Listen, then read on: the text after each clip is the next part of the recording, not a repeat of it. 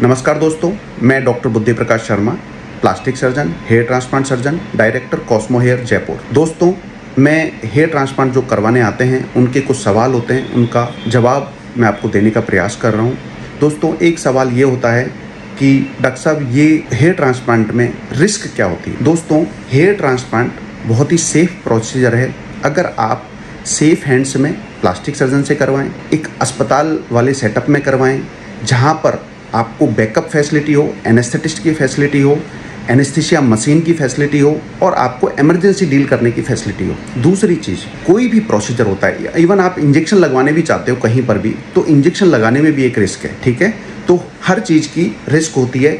100% safe procedure medical field में कोई भी नहीं होता है, चाहे वो 0.01% रिस्क हो, चाहे 0.1% हो या 0.2% हो या 1% हो। किसी भी प्रोसीजर में, इवन इंजेक्शन लगाने में भी आपकी रिस्क रहती है। अब इस रिस्क को मिनिमाइज करना है, कम करना है, इस पे हमको ध्यान देना है।